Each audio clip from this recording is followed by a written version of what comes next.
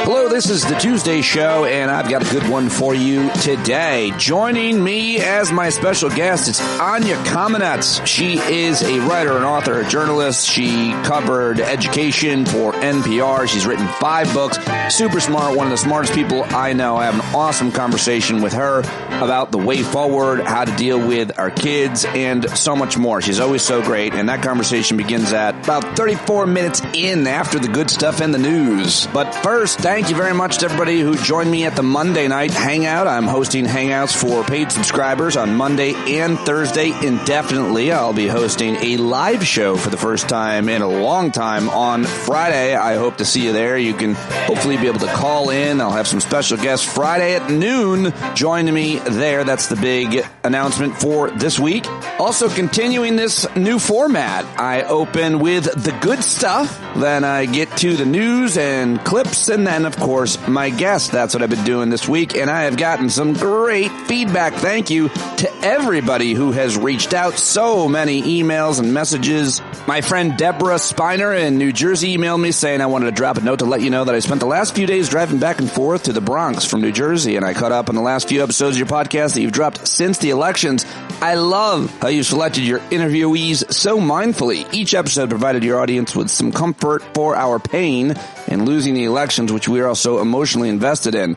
Feels like such a letdown. We're all feeling some level of despondency. Listening to these episodes specifically made me feel not alone and not as scared as your guests helped us process the results, the consequences, and gave us the hope we need to continue our collective good trouble. It felt incredibly inspired by you and these wonderful people you interviewed, especially your therapist, Dr. Adamy. Oh my goodness, what an amazing episode that touched me in so many ways, and she went on to talk more about it. Thank you so much, Deborah, for that email. Thank you to Joan Qualls, who emailed me, said, I want to thank you for the past few published podcasts, especially the episode with Dr. Deborah. Her words, manner, and approach truly resonated with me. And when I read her biography, one of the places she studied was Encinitas, where I live now. And you should visit if you ever do that road trip. Anyway, I want you to know that I appreciate you and what you're doing. Thank you so much for that, Joan. Longtime listener, good friend of the show, Mindy Cunningham emails from Indiana, says, Pete, I love the new format you've started. I'm trying my best to embrace the positive messaging, but I am struggling. I'm still angry and not ready to let it go. I know I should, and I have to at some point. I'm starting to feel like a freak. So many of you are moving on with love and positivity. Why can't I? I don't recognize this person I've become. Please continue with all the good stuff, quotes, etc. It will eventually crack me open, and I will start to heal. As always, I appreciate you. Mindy, you are so not alone. I mean, I feel like most of us are feeling that way sometime or a lot of time.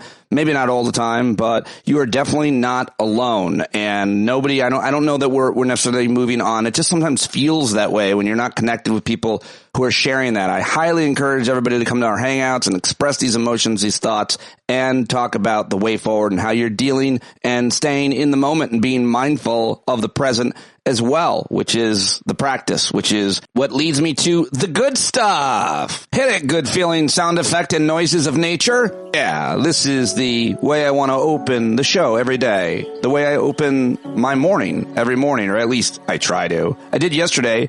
I went down to the gym and I watched the sun rise over the Hudson River where I now live, and it was wonderful. I did a meditation, I did my reading, I did my writing, and I did my workout. And that's how I started yesterday morning. And that's what I want to try to do every morning, getting into this routine and thinking about all of these important thoughts and sayings and practices, poems and prayers, songs, whatever you want, whatever makes you feel good. That's what I'm hoping to harness in this first segment. Happiness, humor, hope. Stoic philosopher, which is all the rage, Marcus Aurelius said, be satisfied with even the smallest progress. We're never going to be perfect. There's no such thing. We're human. So instead, we should aim for progress, even the smallest amount. I love that. And here's 5 lessons that he learned from Epictetus. Number 1, focus on what you can control. Super important, obviously. That's hard to do, but great advice. Number 2, play the role that life assigns you well. Well, I'm trying to do it. Are you? Maybe you don't know what it is. Maybe you're still looking. Doesn't matter. Maybe you're looking your whole life. Keep trying to find that role that life is assigning you, to people, to the community, your family, whatever it is. Number 3, give people the benefit of the doubt. Oh, okay. Sure thing, Marcus Aurelius. That's easy to do, but I'll try. Number 4, persist and resist. Whoa, what could be more relevant than that? And number 5, he says, think about death every day. I think that's important. I think it's hard to do, especially in a Western world like ours that tries to avoid it. But for me, I like to think that every day is my last. So I like to tell people I love them, or I don't. I'm not feeling good. I want to leave nothing unsaid. Give you your props, your compliments, your respect, whatever it is.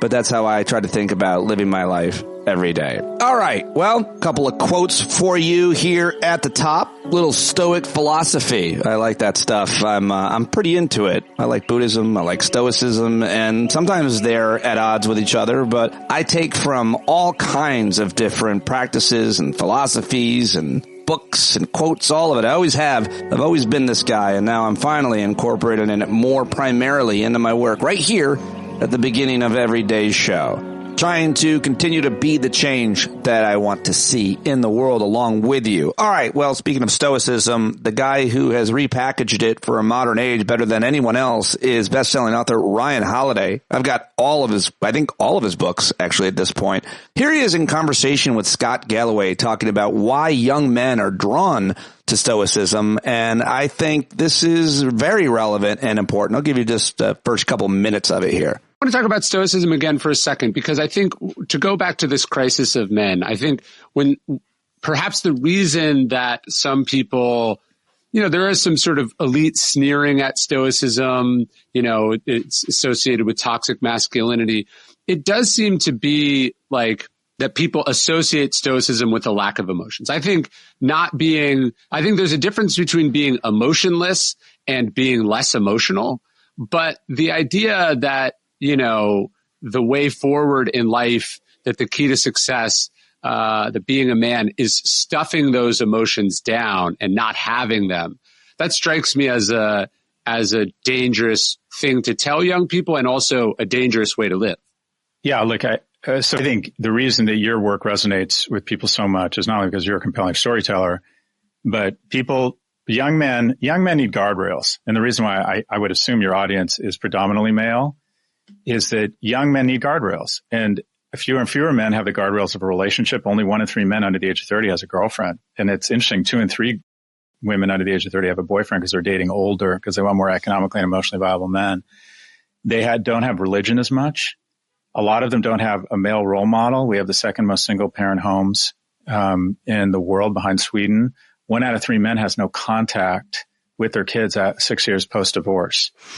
So you have a lot of kind of men who are just sort of wandering and looking for a code. They're looking for guardrails. And I think Stoicism, especially the way you present it in a very sort of optimistic, practical way, I think a lot of people are latching onto it because there's a void of what is a productive code or guardrails for me, or an ideology that I can hold to that can help me make better decisions in my life.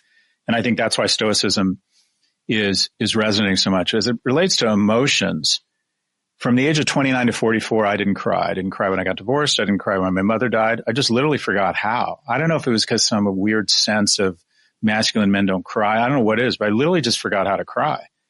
And then I started crying again at 44. I learned how. And what I would say is it's one of the nicest things that's happened to me in the last 15 years. All right. To learn more, listen to that conversation between Scott Galloway and Ryan Holiday, and go buy all of Ryan Holiday's books, including Daily Stoic, Ego is the Enemy, and Stillness is the Key. I love all of his work. It's very applicable and easy to understand and interpret and work into your daily life. I like these best advice channels that are all over the internet.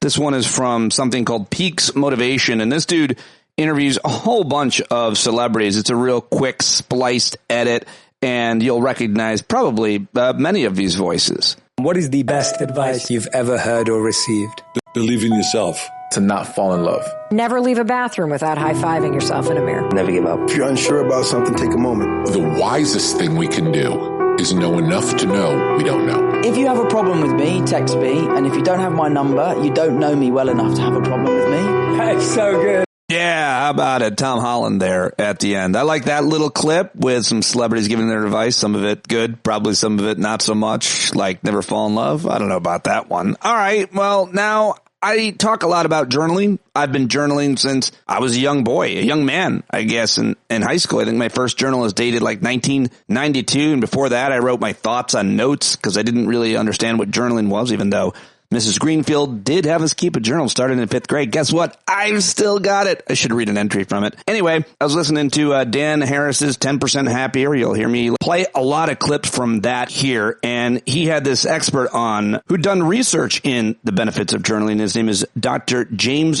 Pennebaker. And here is a short clip from a recent episode of the podcast 10% Happier, which you can follow on all social media platforms as well. How did you get interested in the subject of journaling in the first place? We found that having any kind of trauma was bad for you. We'd always known that. But if you kept it secret, it was much more toxic. And so we ended up doing a study where we asked people to come in and either write about a deeply upsetting experience, ideally one that you hadn't talked in any detail with others, or to write about superficial topics. And what we found was that those people who wrote about these traumatic experiences ended up going to the student health center at about half the rate of people in our controls. That was a profound finding for me. Well, how about that? Yeah, journaling has all kinds of benefits. I've been doing it for a long time. Not every day. I should every day. But for emotional wellness, journaling can help reduce stress and anxiety, cope with depression, prioritize your problems and concerns. That's one thing that really helps with me. Can help you identify your triggers, improve your memory retention. Definitely does for me. I go back and read those journal entries and they remind me of mistakes I've made, successes I've had. Boosts optimism, helps with self-discovery, goal setting, your communication skills because you practice your writing skills and learn how to express your thoughts and feelings clearly in a journal before you do it to somebody else. That's something I've benefited from a lot. They say it helps with your immune system somehow. I'm not sure exactly how that works, but that would be interesting if true. And it also helps you with record keeping, seeing recurring themes and patterns, understanding what's going on behind your feelings and behaviors. And of course, a gratitude practice in your journaling is so great. Celebrate your wins, reflect back on the week. And like I said earlier, it's so often the little things that matter so much. So get your journal, go buy it, write a few sentences in it, or write more than you're doing. If you've never done it, I promise you, it's really wonderful. Let me know. I'd love to know that some people started journaling as a result of this. All right, next I've got a little Morgan Freeman reading some life lessons. It's from a YouTube channel called Wise. And I'll give you 2 minutes of it, but there's 12 minutes of it. But I just love this. No one is too busy. It's only a matter of priorities. If it keeps you happy, keep it quiet. All right. Be careful who you trust. Salt and sugar look the same. I trust most people. Don't depend too much on anyone in this world, because even your own shadow leaves you when you are in darkness. Remember, some of the best times of your life haven't even happened yet. Oh, I like that. Bad habits are like a comfortable bed, easy to get into, but hard to get out of. Oh, that's right. Time always exposes what you truly mean to someone. Stay calm. You've been through this before. You'll get through it again. Oh, I could use that one. Thank you. Learn to heal without venting to everyone. I haven't learned that yet. Time always exposes what you truly mean to someone. Time always exposes, right? You're being judged no matter what. So be who you want to be. Striving for success without hard work is like trying to harvest where you haven't planted. That resonates. If you don't let go of the wrong people, you'll never meet the right people. All right, and finally, if you don't control your mind, someone else will. Yeah, thank you to the Wise YouTube channel, Life Lessons. I'll play more of those maybe tomorrow. What'd you think? That's the good stuff, everybody, but I'm not going to end without a laugh. And this is from the best of all time. It's George Carlin on abortion, everybody. Boy, these conservatives are really something, aren't they? They're all in favor of the unborn. They will do anything for the unborn. But once you're born, you're on your own. Pro-life conservatives are obsessed with the fetus from conception to 9 months. After that, they don't want to know about you. They don't want to hear from you. No, nothing. No neonatal care, no daycare, no Head Start, no school lunch, no food stamps, no welfare, no nothing. If you're pre-born, you're fine. If you're preschool, you're fucked. You're fucked.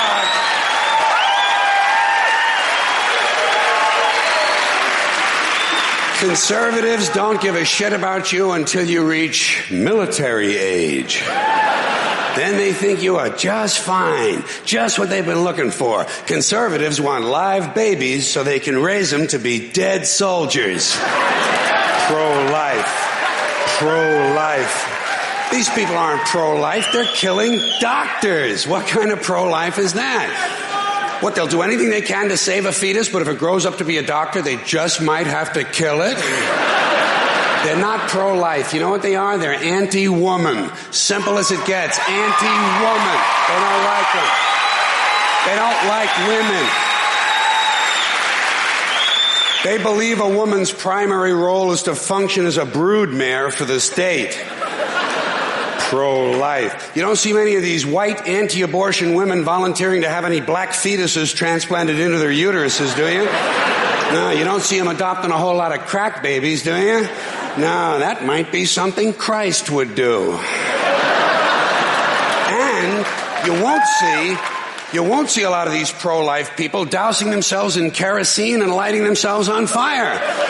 You know, morally committed religious people in South Vietnam knew how to stage a goddamn demonstration, didn't they? George Carlin, everybody. My dad took me to see him at the Syracuse Civic Center back in the early 90s, and I'll just never forget it. It was the first stand-up I'd ever seen, I think, and it was in a huge theater. And George Carlin started doing jokes about abortion, and people got up and walked out. My dad was shocked because he just never understood why anybody would ever pay for a ticket and leave. That was his main issue. All right. Well, there you go. That is what we call the good stuff. That's an 18-minute opening. Hope you appreciated that. Now it's time to get to the bad stuff. It's news and headlines. So if you don't want to hear it, I recommend you skip ahead to my conversation with Anya Kamenetz because there's some more good stuff there. Otherwise, maybe this is it for you today. Maybe just take a break from it. But now it's time to get to headlines, news and clips. Starting with the war in Ukraine, Russia has amassed tens of thousands of troops as part of a major effort to retake land in Kursk region that was seized by Ukraine, according to the commander-in-chief of Kiev's armed forces. On a related note, the push to retake territory comes as two sides exchange an intense wave of drone attacks that Ukraine said killed 8 people after President-elect Donald Trump's election victory, which could upend the U.S. approach to the war. The Kremlin on Monday denied that the disgraced former and future president had spoken with Russian President Vladimir Putin. I bet they did. And staying overseas, UNRWA, the main UN agency aiding Palestinians, said that a convoy of 109 trucks carrying aid had been looted, calling the episode one of the worst such incidents of the year. In Venezuela, Nicolas Maduro's government freed over 130 political prisoners, probably a preview of what we're going to see here when Trump lets out the J6 sycophants of ours. Now let's come back home, and speaking of the disgraced former president, you're going to hear a lot of reporting on his personnel moves. Let's start with the fact that he's expected to name Stephen Miller, the Nosferatu in the White House, as his deputy chief of staff for policy at the White House. A source with knowledge of the transition team's plan said Monday, while Trump hasn't made his choice yet public, Vice President-elect J.D. Vance appeared to confirm the news in a post on X as he reacted to CNN's report about Stephen Miller being chosen for the role. He's actually going to sleep in a coffin inside the White House, so that's convenient. And more, apparently he's selected the former Congressman Lee Zeldin of New York to oversee the Environmental Protection Agency. In a statement announcing the appointment, He said he described the former four-term House Republican from Long Island as a, quote, true fighter for America First policies. I think he's going to put pollution first, is my guess. Also, we heard from his pick for the FCC is a guy named Brendan Carr. He's going to run the Federal Communications Commission. And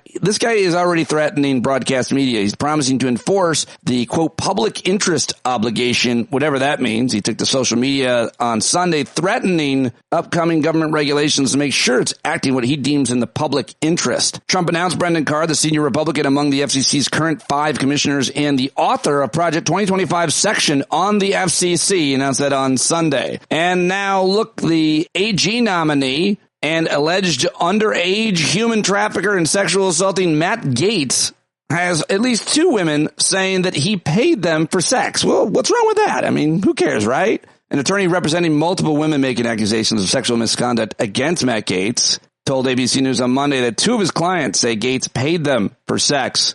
And in another appointment, Trump put out a statement saying he's nominated another Fox Business Network host, Sean Duffy, to serve as Secretary of Transportation. He was a member of the U.S. House of Representatives from Wisconsin from 2011 to 2019. He's currently a co-host of some stupid show on Fox Business. So there you have it. Trump's incoming administration isn't just mostly white and mostly male. It's also mostly rapist, is what my friend Jojo from Jers wrote on social media.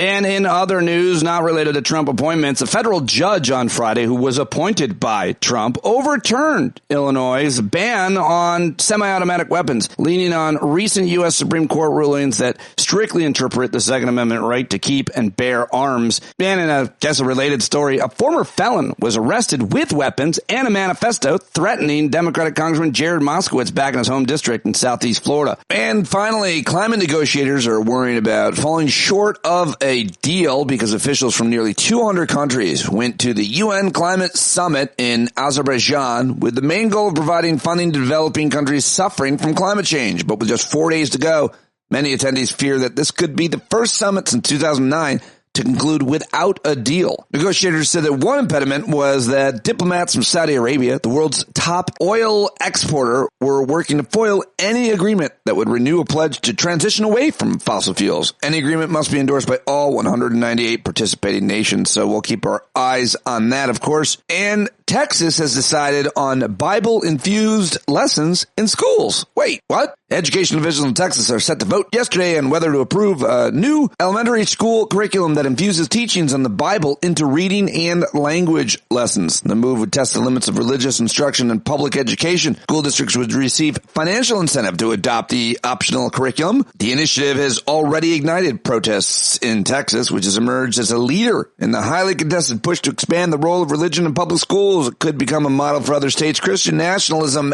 in action, everyone. And finally, sad news for the great Spirit Airlines. You ever flown Spirit? I've flown Spirit Airlines. Well, they've declared bankruptcy. So it was just granted 50,000 miles for spending $1,000 on a credit card. And now I hope I'm not affected. I still would love to travel on that discount airline that has their seats, quote, conveniently pre-reclined, which means not reclined at all. All right.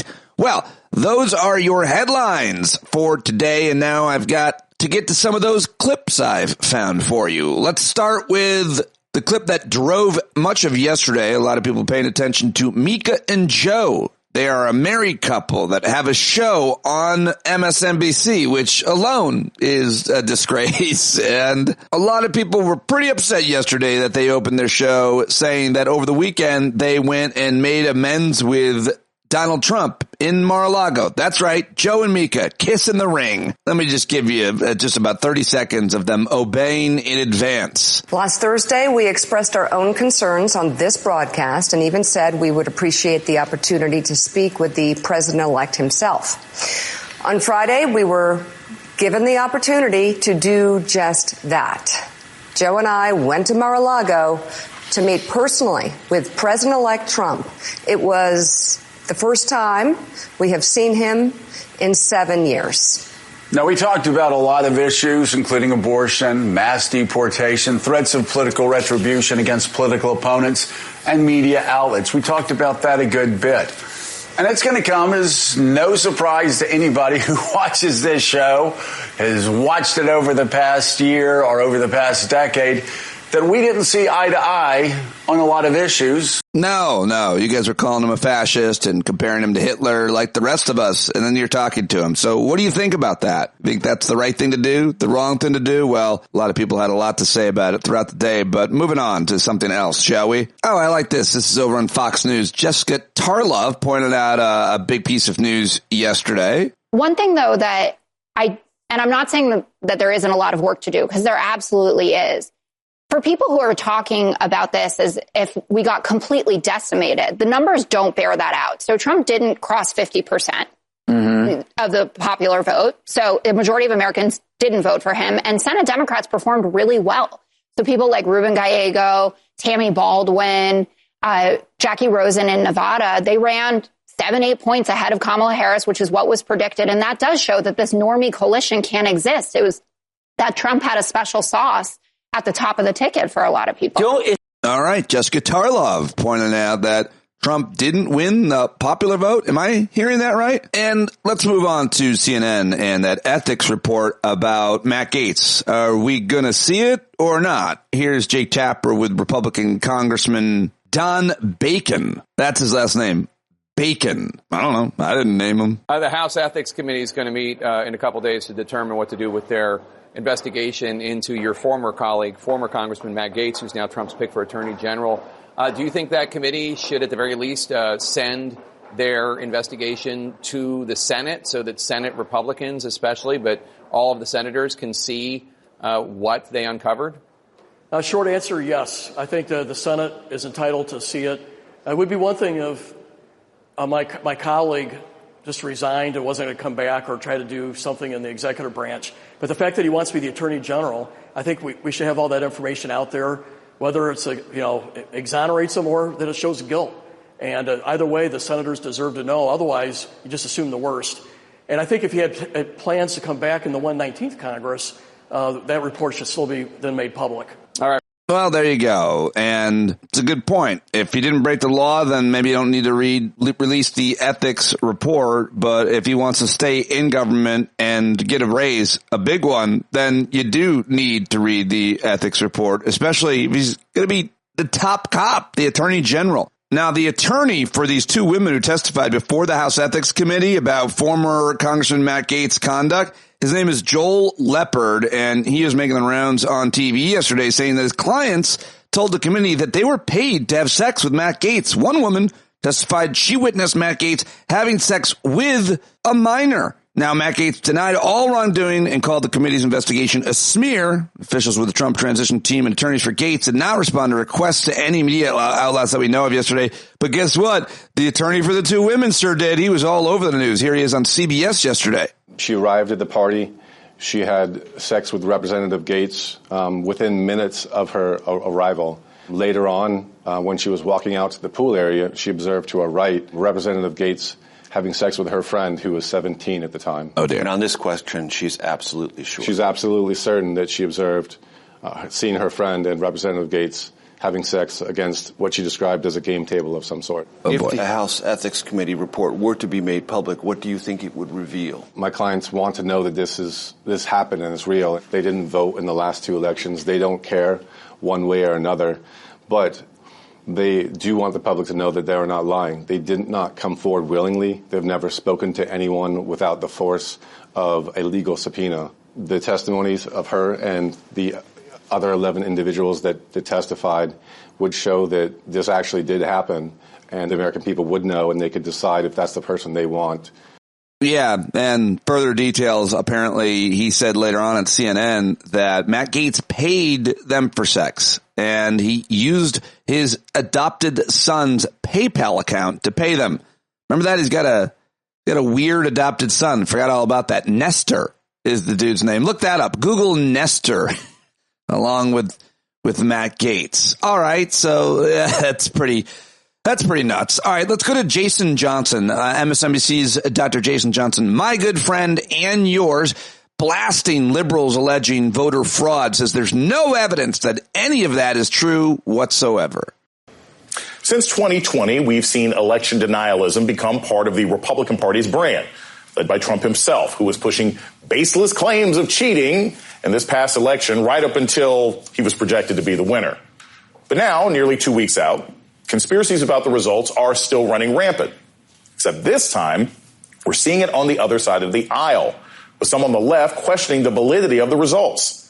At the center of these allegations is Elon Musk and his Starlink satellite internet provider that skeptics think was somehow connected to voting machines and rigged the outcome in Trump's favor. Now, there is no evidence that any of that is true whatsoever. Not to mention, voting machines are not connected to the internet during the election process. But that hasn't stopped these false claims from spreading like wildfire on social media, garnering tens of millions of views on places like TikTok and X and Twitter, which proves that neither side of the political spectrum is immune to election disinformation. Right. Nobody's immune to it. However, of course, the leader of the party and the top folks in media were also not leading it. That's the difference. And that's the huge difference that I would mention. Thank you, Jason Johnson. All right. Well, I always try to end the audio montage, the clips here, with some comedy. And let's head over to ABC and listen to a little bit of the monologue from last night's Jimmy Kimmel Live. Mike Tyson has changed, probably for the better, but I feel like deep down, a lot of us were hoping if Tyson knocked this kid out, the universe would correct itself somehow. It didn't. Donald Trump did. He's still president-elect. He didn't attend the Tyson fight, though his presence was definitely felt. But he was at UFC 309 at Madison Square Garden on Saturday. Trump took a much-needed break from raiding insane asylums for cabinet picks for a little Proud Boys night out with these fellas. Republican Party well represented here at UFC 309. Dork, goose, another dork. That's Don Jr., Eric Jr., Vivek Ramaswamy, and UFC superfan Mike Johnson. Oh, man, does Mike Johnson love mixed martial arts. He never misses a match. They flew in with Andre the Giant, who was spotted with two of his bigliest fans, Kid Rock and Elon Musk. There they are, three guys who will all have top-level security clearance in 2 months. After the fight, Trump loaded the whole grab 'em by the posse onto his plane. There's a lot going on in this photograph. This is like the Last Supper, but everyone is Judas. Look at the little elf on a shelf, Mike Johnson popping his head in there. Health czar RFK with a quarter pounder with cheese, 10 McNuggets, a large fries, and a Coke. That's what they call a farm-to-toilet meal. Only Donald Trump would force his new health czar to eat McDonald's, and that's what he does. These are subservience tests he gives. Mike Johnson has to go to a fight. RFK has to eat McDonald's. Matt Gaetz has to date a woman he didn't pay. It's all very... But the big question for me was, where's J.D. Vance? Didn't he used to be Trump's running mate like 2 weeks ago? Poor J.D. Vance was at home on his couch. At home in his couch. And there could be a UFC caliber battle in the Senate soon over Trump's ridiculous cabinet nominees. The Trump transition team is reportedly planning to forego the customary FBI background checks for some of his picks. And while you may say, oh, wait a minute, if Biden had suggested skipping background checks, wouldn't Republicans in Congress be outraged? And the answer is yes, but this is different because these are Donald Trump's picks. It's an entirely different thing. It's really... All right, well done, Jimmy Kimmel. And now it's time to get to my guest for today's show. How about it? She is one of the best, one of the smartest. I love talking to her. She is a writer, an author, a journalist, a speaker. You've got to subscribe to her newsletter, The Golden Hour, on Substack. She covered education as a journalist for many years, including for NPR, where she also created the podcast Life Kit, parenting in partnership with Sesame Workshop. She's currently an advisor to the Aspen Institute and the Climate Mental Health Network on new initiatives at the intersection of children and climate change. She's the author of 5 very important books, and most recently, The Stolen Year, How COVID Changed Children's Lives and Where We Go Now. There's almost nobody I wanted to talk to more than Anya Kamenetz, and that's starting right now. There she is, Top of my list to talk to, she has been posting some really important, helpful stuff at her Substack, which if you're not subscribed to, you're a terrible person. Not you, Anya, the people who don't subscribe yet. Anya, welcome back. Great to see you. Pete, it's good to see you too. So that's where you're doing a lot of really good work right now on your Substack, and people need to subscribe or else they'd be missing out. But you've had at least 3 posts, I think, since the election. Is that right? Yeah. It's a coping mechanism. Is it? You're pouring yourself into the work? For sure. Yeah. What do you think you're going to do with the golden hour and the Substack now? Anything different as a result of the election than what it changes? I felt like I had to change everything. That's interesting because I feel like you're more in the stream of policy and world affairs than I am. I'm a little bit outside of it. I think for me, I'm shifting just the framing a little bit from climate crisis more into polycrisis, which is the complex and interconnected, entangled and amplifying crises that we're under. And I just feel like that's more salient for people now because people that are new to this hybrid authoritarian regime they're going to be living in, right? The Trump 2.0, they're going to be thinking more about that and about their freedoms and their rights. And that's all fair. I still think that the climate breakdown is the fundamental fact that's driving the momentum for what's happening. But, give it to people the way that they're most, thinking about it. Yeah, you always do. What I changed, and that's one of the things that when I saw your post come in this morning, the 9 things you can do. I just lost it here, but I was like that. It really resonated with me because that's where I feel like I want to head at least a little bit. My whole thing has always been to talk about the most important issues that impact you, your family, your community, your country, and your planet. It's been my tagline for a long time. And how I do that is I talk to the smartest people I can find, like you. But I also have a pretty regular practice that I have to deal with daily life. And it's somewhat similar to yours. I've learned and been inspired by your own. And so I thought maybe I could spend a little bit more time talking about happy, hope, humor, because that's more important than health policy or environmental policy in the grand scheme of your day, of your daily life and mindfulness. In this moment, how are you affected by the concern over deportation of people and loss of women's reproductive rights versus this moment? And I thought maybe I could get just your views on that shift because you're writing about it, but you've been doing this kind of thing for a long time. You've always had this interwoven into your work. Tell me a little bit about your thoughts on why you're doing that and what you think about me and others trying to do that more too. I think it's really wise. I think it's wonderful. The origins of this for me was really as a education reporter covering what's going on in schools, seeing the birth of what was called social and emotional skills or social emotional learning in schools. And that was a advance on what they used to call discipline, behavior, and character education. But just a fundamental recognition that a school is a community of people and that you're shaping hearts and minds, and those people are developing as humans and civically, socially, emotionally, all of these ways. And so really it was from observing what educators were doing, that, as strange as that sounds, it kind of beat the path back to me in my life where I was like, you can have kids that can read and write and do math, but if they don't know how to share and make friends and listen and manage their big feelings, they're not going to be able to function in the world. So that, yeah. Social and emotional learning, that's like I feel like the godfather of it is the guy Daniel Goleman. Am I connecting that? I mean, I'm sure these are schools of thought that many people have talked about for a long time, but just another moment on that, because I heard it came up by the Moms of Liberty people who were screaming at me, and to be fair, I was screaming back at them at our Board of Education meeting, and this was 2 cycles ago when their issue was CRT. They said, get rid of this, anything, I guess their deal was acronyms, get rid of CRT and DEI, and then they mentioned social and emotional learning, and then my heart broke because I didn't see that as very controversial, and I studied that work as it came out, and as educators started to adopt it, and to me it felt like it wasn't very controversial. They all kind of worked it in and thought, oh, this is great because it helps everything. It helps conflict resolution. Now I don't have kids fighting in class, and it's the importance that you just mentioned. But now it seems even that idea is being sometimes at least, hopefully not too widespread, under attack, because I guess we don't want to talk about our feelings, I guess. I don't know. I can't do the criticisms. Have you heard that? I worry. Yes. Oh, yes. Okay.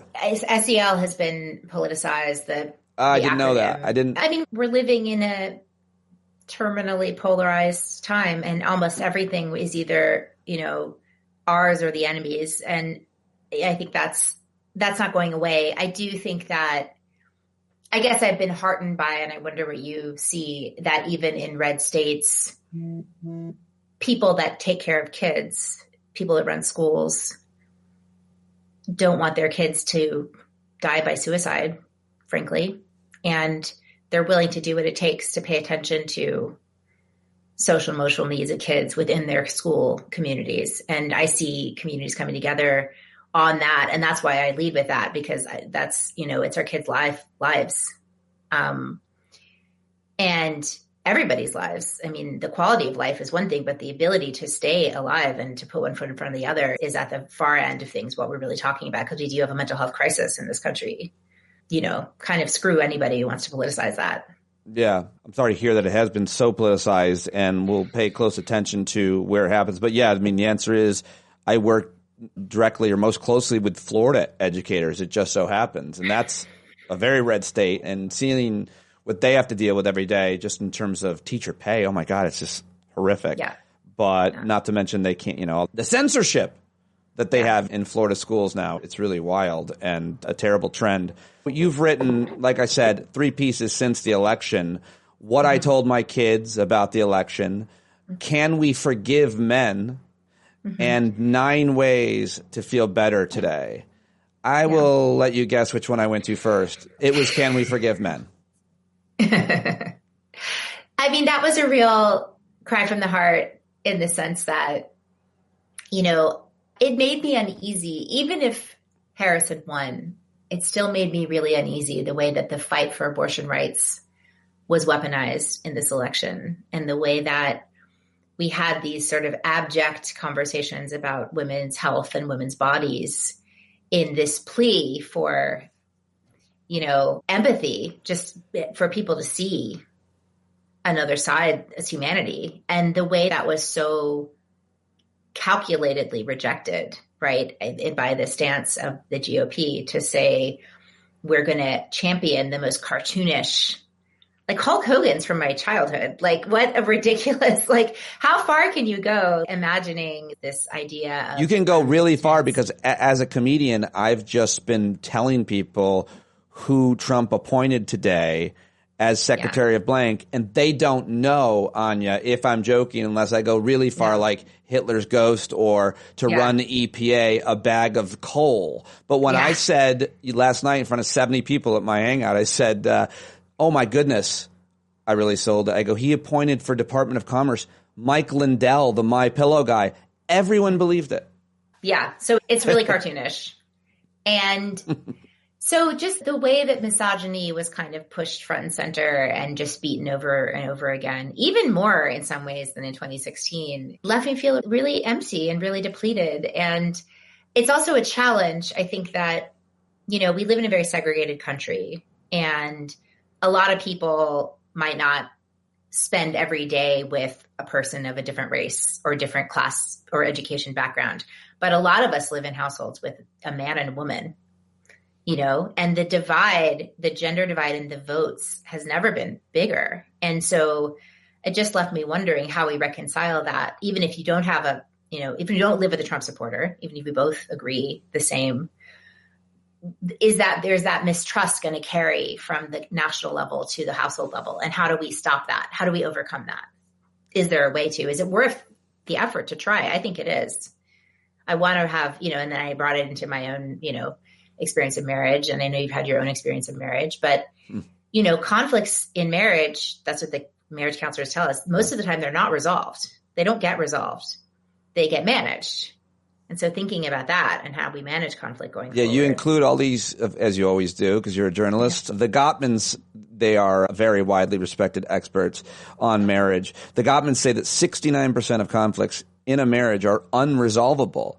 They must be. And when I read that, I was like, then what does that mean? But the next sentence matters. they must be managed, not resolved. So our conflict management skills become paramount. And then you also write, within conflict, the 4 horsemen of marital apocalypse are criticism, contempt, defensiveness, and stonewalling. Say another thing. Also, you reference Esther Perel, which I was happy to see. Yeah, absolutely. I mean, the Gottmans did this famous experiment where they film people talking about a disagreement, and they say that they can predict your marriage chances like 90% accuracy after 7 minutes or something. And, criticism obviously is you always do this, you never do this. Yeah, absolutes. Yeah. And defensiveness is turning it back on the other person. Definitely very familiar with that. Stonewalling is kind of like you get flooded and you just walk away instead of engaging. Silent treatment. But contempt is the worst one. And that hit me because I think it is a little bit gendered in a way. I mean, contempt can go both ways, but certainly this notion of like moral superiority, they talk about contempt coming from where I'm up and you are bad. What you did is not just, I don't disagree with it, but it's bad. And you're wrong and you're less. And the reason I concluded that is because I own up to that all the time. And also I see it in our politics. The urge to express contempt, especially when you feel downplayed and victimized and unheard, is so real. I mean, I hear it all the time. I just make assumptions when people are expressing that it's coming from something. And I'm pretty good at making assumptions as to what the realm might be. And it brings me back to your piece and the issue of men and boys. I talked to this Trump supporter. I haven't posted it yet. I don't know that I will. But I interviewed him for an hour, and then I taped an interview with him for an hour. And it was shocking.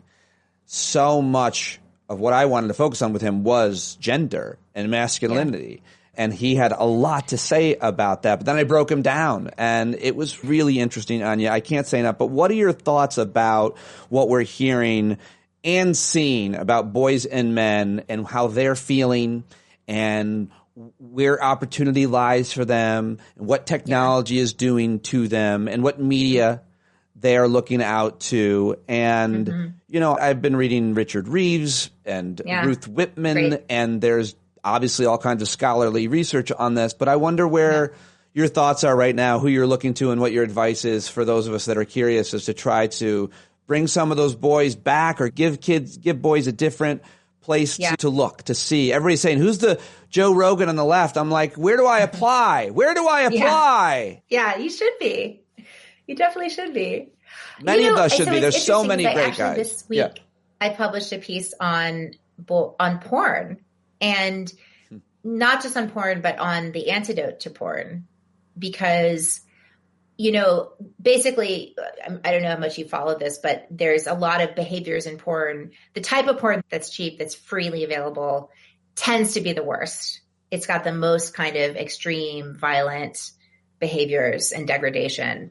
And our kids are following what they see. And there's been a measurable increase in choking of teenagers by other teenagers in intimate environments. And the conversation has gotten really I know it's so upsetting. It's so upsetting. But the conversation, so I talked to a mom who's writing a book about talking to teenage boys, and her friend reached out to her and said, my kid needs to see something else other than this. And they actually sent the kid a scene from Bridgerton. It's like this very romantic scene that's like very, enthusiastic and everybody's very happy, and the girl's like pleasure is centered. And we have to really think carefully about what we are affirmatively showing our kids, because the conclusions that they're drawing from what they encounter are very wrong. And I mean, I don't want to make assumptions that what that leads to when they're, obviously it leads to a certain type of sex, which is, I don't even understand that stuff. And I don't want to expose my ignorance on the record, but I hit stop. I'll have a couple questions for you. But in terms of the Joe Rogan and I don't know. Yeah. Do you like that word manosphere? I don't even like toxic. Yeah. I don't like toxic masculinity. I don't even like masculinity. I don't like any of those words, because the person I'm trying to have a thoughtful conversation with, a man, he sees me coming. Yeah. Yeah. Yeah. And nobody likes to be stereotyped, and nobody likes to be lumped in, with other people. And I mean, I think it's possible to look at it from the perspective of just loneliness.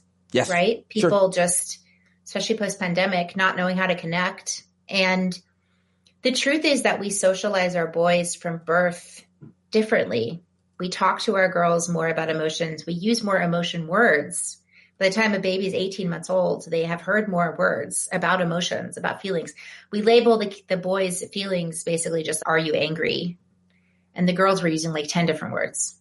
And so we're constantly developing our kids. We're coaching our girls for empathy and for recognition of feelings and all these things that help them then when they're older, and then if you have a wife and husband, the wife does the kin keeping. She's doing the relationship maintenance, not only for herself, but for her children and for her husband. She's maintaining all of those relationships. Right. Then people split up and the wife takes all the relationships because she spent all the time building them. And so kids can learn these things. We are people that can learn, and young people can learn. And, the motivation of sex and relationships, I think, is a great place to kind of say, hey, if you want this, you can learn how to talk, because talking is what girls like, and listening even more so. I want to talk to you more about what a guy like me can do with other men like me. So I don't know if I'm the person for young boys. I'm happy to think about that. I've worked with young girls my whole life as a result mainly of being a dad to two daughters. But, I mean, I'm happy to think about any role in media. I feel like those who are diagnosing the problem with America as where people are getting their messages are accurate. Media. Yeah. It's dominant, and it ain't CNN and Fox News. It's everything else on the internet that's available. It's much more widely watched. So I want to talk more with you about obviously all of that. But before I let you go, let's just go through real quick this last post of yours, second to last, 9 ways to feel better today, or what I've been up to. I loved you for this. It came into my box and I was like, oh, good. This is what I want Anya's take. And it's your take. And I love it. It's so you, and it's so wonderful. All of it, the pictures, the videos, and the ideas. But I'm going to run through it just in case people don't read it. Sighing or breathing exercise. I'll come back and I'll pick on a couple. Sighing or breathing exercises. Movement. Such a big deal. I had a therapist tell me cardio fights anxiety. I'm like, really? And then I realize it every time. Rest, sleep, progressive relaxation. Meditate, be mindful. And you can do these guided meditations if you haven't done them yet. Singing, laughter, humming. Weep if you need to weep. Number 7, touch, get a massage, pedicure, if that's available to you. Pressure or weighted blanket, cuddle a pet. All those are good. I'm getting a weighted blanket as a result of that one. Time outside always works. Co-regulate with a friend, loved one, physical affection, sex. And lastly, but not least, water. Cold face splash, warm shower, cold plunge, hot tub. And now, this is the reason to subscribe to thegoldenhour.substack.com, because that is just one piece of what you are. And I just want to pick on 1 or 2 real quick. Time outside. You did that at the beginning of the week. Yeah. I mean, the Substack's a combination of like analysis and research and stuff, but then we're humans and we're living through this crazy time, and we just need to have these strategies. And that's why I wanted to remind people of it. And also that's what I do also. Yep. So yes, I was at my friend's doing some writing, and I just got out every morning and got to run on the rail trail. And it's bittersweet. The Catskills, in case people don't know, that's in the Catskills in New York. It's beautiful. Go ahead. It's so beautiful. It's really beautiful. It's a rewilded landscape. That's a really nice thing about it. It's animal habitat. I saw that the reservoir was low. So there's, feelings about that. There's feelings about how warm it is this late in the year. So that's all there. But just having light, we're that dumb. We're like plants. We just need light in the daytime and darkness at night to feel better. That's so basic. You didn't have that on there, but I don't think growing plants, like that's been especially this time of year. And I've never thought of it that way, but I don't know much, but I know they have to be in a south facing light, and their attitude is equal to mine, right? That's what you're saying. Like they have the exact same reaction to water and light as I do. Absolutely. And that feeling connection is that's so much the antidote, right? We spend so much time feeling like brains on a stick in our own little boxes. And so then I just want to ask you, I know this is but weep if you need to weep. And then you wrote, I rely on playing certain songs for this. Movies can also be good. And I was like, do I need a prompt to weep? And then I go, oh, I do. It helps. Oh, yeah. Because crying itself helps. So I was talking to a guy who listens to the show. He knows who he is. First of all, my friend Wajahat Ali comes on the show and he goes, I never cry. And I go, you're gonna burst into flames like the Human Torch. Like, you better cry soon. I mean, his daughter was like 4 and diagnosed with cancer. He like never cries. And then a listener said that resonated with me. And so my question to you is, I think this is a much more gendered thing. And I talk about how much I cry. I cry a lot. It's not great because I feel sometimes it's in front of people, whether it's my daughters or anybody else, and I feel like I'm making them uncomfortable. So I don't mind crying alone, but sometimes I'm like, I think I might get too weepy too often in front of other people. But whatever. Why? Talk to men, Anya. Please talk to us about crying. Well, God bless you for normalizing it. It's so important. You know, this is what art was made for, right? Go to a rock concert or go to a boxing match or whatever gets you excited and gets you on your feet. And like that emotion, that upwelling, like we're meant to feel that. And we can feel it. Maybe some people feel it in church or in synagogue if that's your place, or with a certain song. Like got songs that are like, but listen, crying releases stress hormones. It's like the body literally releasing them. It also raises your oxytocin at the same time. It will calm you down. It will help you feel a release. It's not the only way to do it, but it's really good to have in your repertoire just for mood regulation and expression of mood, knowing how you're feeling. Sometimes when I cry, I didn't know how much things were getting to me. And now I have evidence of it. I've cried. Sometimes I cry really hard, almost always alone. Never cry that hard in front of people. And it sounds like laughter, but it's definitely not. But I do usually end up stopping fairly quickly and then feeling better.